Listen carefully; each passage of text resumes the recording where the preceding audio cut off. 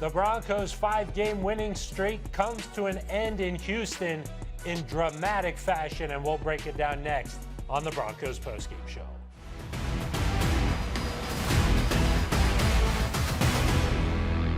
Hello, and thank you for joining us here in studio. I am Phil Milani alongside Nick Ferguson. The Broncos fall to the Houston Texans 22-17. Nick, Sean Payton after the game said the Broncos were sloppy in this one. What did you see? The head coach was absolutely right. Coming out of the gate offensively, there was a struggle. You watched the first two throws to Courtland Sutton, drop ball, and the offensive line never really seemed to get in sync. Very disappointing loss. I'll say that for the Denver Broncos. So slow start leads to a disappointing loss. Yeah, now they're 6-6 on the season. Let's get to the highlights here. The Broncos, like Nick mentioned, struggled offensively early in this one, but in the third, what a catch from Courtland Sutton. He seems to make a play like this every single week. Pass interference and all, 45 yards, his 9th touchdown of the season, and a pretty cool angle there on the pylon cam. Denver down just 16-10, which, considering it all, was not so bad. And how about time for a takeaway, right? Jaquan McMillan strips C.J. Stroud, Jonathan Cooper right there, but can't quite recover. And that would be big because after a Texans punt on the first play of the drive, a deflected pass, Derek Stingley Jr., his 3rd straight game with an INT. First interception for Russell Wilson in 157 passes. That would set up a Texans touchdown. So trailing 22-10 in the 4th. Jerry Jeudy, wide open down the sideline, 41-yard gain. Russ snuck it in on the next play to make it 22-17. Kind of had this feeling that it would come down to one final drive for the Broncos. Do they have some more magic in them? On 4th and 1 here, Javonte Williams. What an effort, gets just enough there. The drive continues. 4th and 2 now. Russell Wilson, he had to make plays with his legs today. He got there, 10 carries, 44 yards for Russ in this one. And it all came down to this. On 3rd and goal, Russ avoids a sack, but it's another pick, his 3rd on the day. Jimmy Ward there for Houston. The Broncos streak ends with a 22-17 loss. Let's go out to NRG Stadium in Houston and check in with Cindy Jones and Aric DiLalla. Thanks, Phil. A hard-fought battle here in Houston. Came down to the final seconds of the game. Aric, what did you see on this final drive here from the Broncos? Yeah, the Broncos made some good plays there, converted a couple of 4th downs, but unfortunately, Russell Wilson's final pass into the end zone with just a few seconds remaining is picked off. His 3rd interception of the day, and really all 3 contested plays. One was tipped. One, Derek Stingley made a great play, and then this one in the end zone, Jimmy Ward, another great play. The Broncos were close, and I think I was encouraged that they fought despite not having their best football, especially in the first half. They were in it. They had a chance at the end to win the game and continue this winning streak, but they just fell a little bit short. Yeah, Aric, I mean, this Denver defense, they kept them in the game really all night today, all afternoon. What did you like about what they were able to contribute? Yeah, the Texans had some success early, but then forced 4 punts in the second half there. Pressured C.J. Stroud a little bit, made him uncomfortable, got a couple of timely sacks. There was one there where it was a forced fumble, and it seemed like the Broncos had everybody around the football, not quite able to get to the ball. And then on the next snap there, Russell Wilson is picked off. The Texans score a touchdown, so that was a critical swing at that point in the game. But the defense played well enough to keep the Broncos in the game. Not able to get a turnover. The Broncos lose the turnover battle 3-0, but they forced some punts late, gave the Broncos a chance. They continue to play well, especially against one of the best quarterbacks in the NFL. Yeah, and I do want to make a note real quick, Aric, that Broncos country showed up here tonight. There was a lot of orange in the stadium here in Houston, so great to see you all out here. Phil, I'll send it back to you. Thank you very much, guys. We're back here in studio. Phil Milani with Nick Ferguson. Nick, it felt like the Broncos got away from their winning formula a little bit. Protecting the football, did not do that today. Creating the takeaways, did not do that. It just seems like it wasn't the Broncos team we'd seen these last 5 weeks. No, it wasn't. And I know the idea coming into the game is though the Broncos were really lucky with a lot of their turnovers. When was that streak, the win streak and the turnover streak, going to cease to exist? And it ceased to exist down in Houston. And the Broncos had opportunities. They had 2 balls on the ground. You mentioned one with Jonathan Cooper. All you have to do is just pick it up. If that, here's the other thing. Tap it for, or even better yet, just fall on it, get into the fetal position. And I know what he's thinking. Hey, listen, our offense is struggling. Here's a ball on the ground. Let me turn it into points. And we've seen him do that before in the Chicago game, but it just wasn't the day for the Denver Broncos on either side of the ball. And oh, by the way, I'll say this. It was explosive plays in the passing game defensively that the Broncos were giving up to Nico Collins.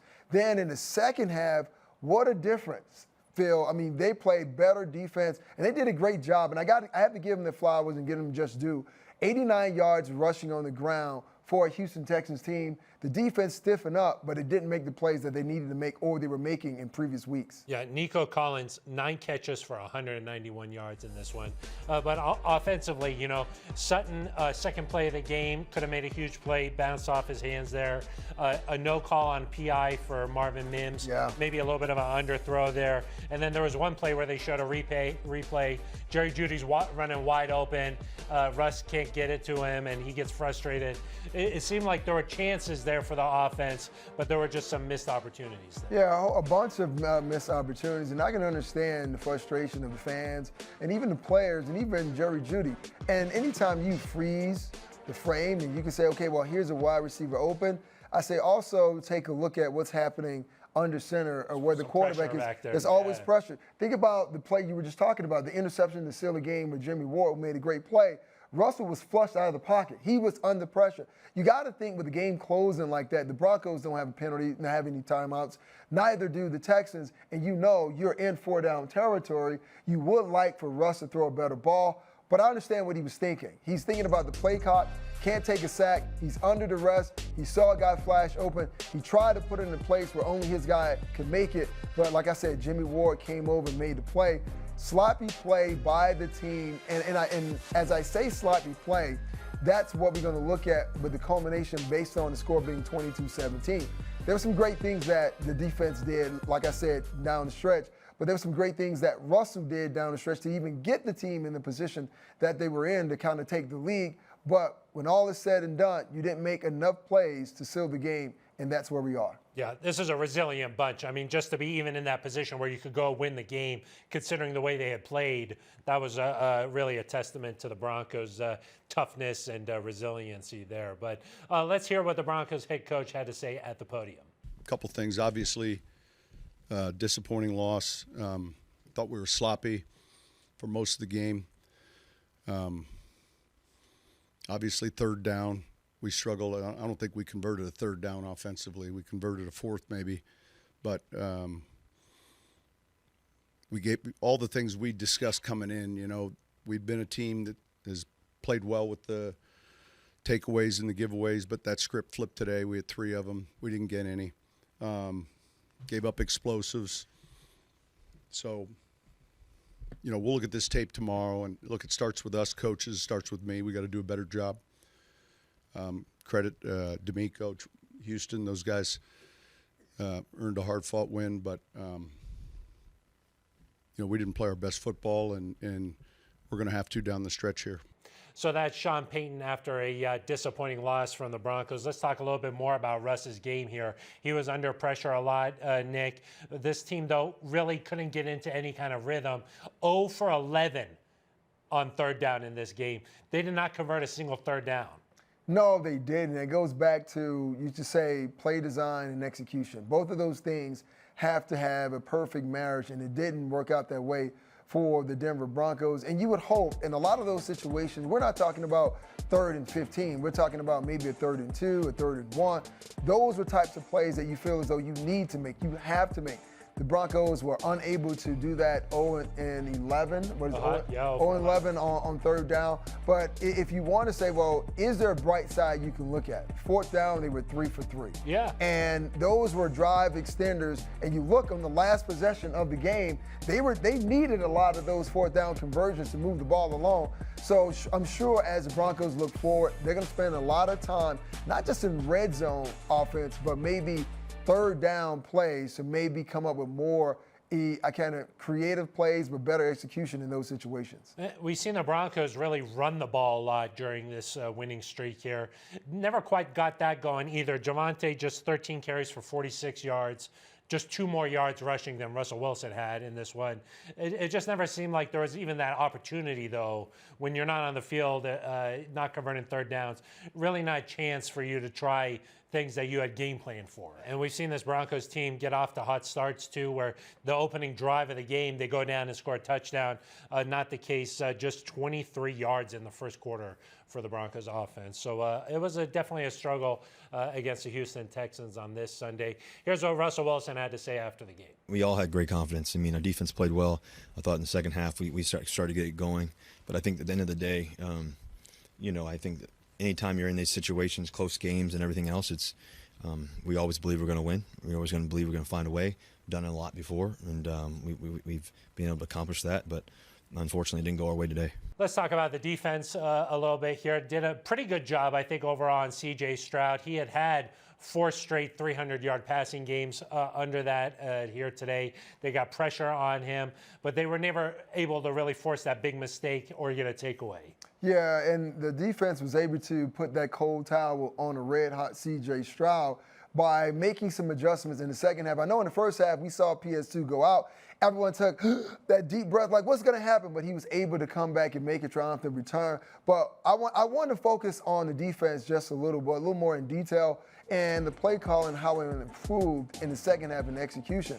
When you look at how Houston was trying to throw the ball down the field, when the Broncos needed it the most, the defense stepped up. So you had to start to think, well, this is kind of the Broncos team we've seen in the past. They've been finding ways to win close games, and you were thinking they were going to do the same thing. And then P.J. Locke, it seemed as though in key situations, back-to-back plays, and I had to tip my cap to both P.J. and Vance Joseph for deciding, hey, to bring that pressure off the back, because they knew allowing C.J. Stroud to stand in that pocket, he was finding open windows, and Nico Collins was taking advantage of those. Yeah, I mean, it seemed like the Texans maybe were going to have a chance to kick a field goal and make it an 8-point game, but the Broncos pushed them out of field goal range, forced a punt there. So, yeah, I mean, they were out there a lot in this game, and they kept making plays from a Broncos defense. The only guy who really went crazy was Nico Collins. Yeah, but most of that happened on those third and longs. Like, it was a 3rd and 25, and the Texans pick up 23. There's a 3rd and 14, and they pick up 11. Those are the things you want to go back and you want to comb through as a defensive coordinator, but more importantly, as the players on the field. What could you have done much better to prevent the Texans from getting some of those hidden yards? And Sean Payton, that's one thing that he talks about. Giving up those explosive types of plays, that's something that he talked about coming into the game, and I'm sure that's going to be the moment of a point of emphasis, rather, for this team moving forward. Yeah, agreed. Let's go into the Broncos locker room and check in with Sidney Jones. Thanks, Phil. We're inside the locker room here with Mike McGlinchey. Mike, you guys have gone down the field and won these game-winning drives, several times throughout the season. Can you kind of walk me through that final drive of today's game and what you guys were thinking? Well, we were thinking the same thing. We were going to get it done. And there was, the way that we've performed this year and the amount of times that we've done that, there was no reason not to believe that we could get it done. And unfortunately, they made a great play there at the end to get the ball in the end zone and ended it. But we came alive in that drive. We've got a resilience to us that, we're proud of, but the execution has to be so much better than it was today. What do you feel like changed on offense from the first half to the second half? I think we just started, we executed better, and we converted first downs. We were able to stay in front of the chains. The recipe that we've had, for the majority of this run here, we were terrible on third down today, and and we turned the ball over 3 times, and that's kind of a recipe for a loss. Yeah, how do you guys look to kind of address that third down efficiency moving forward? Got to protect better, got to run cleaner routes, got to throw the ball better, and then if it's third and short, we got to move them to get the yard. It's an 11-man effort. We're going to do that better, and we've done it at times this year. We just have to be more consistent. Last one, Mike. You guys sit at 6-6. You guys have a lot of meaningful games left in the season, 5 left. What's the mentality? What's the mindset here moving forward? Just take it one game at a time. If we start worried about the end result of the season and where we're going to stand, we'll probably get lost in the chaos of it. We got a big game coming up. Well, actually, every game is going to be big from here on out. But there's no reason that we can't, put ourselves in position to win them all. And we got to do it one game at a time, one play at a time, and one day at a time, and the rest will take care of itself. Mike, really appreciate your time. Thanks. Phil, I'll send it back to you.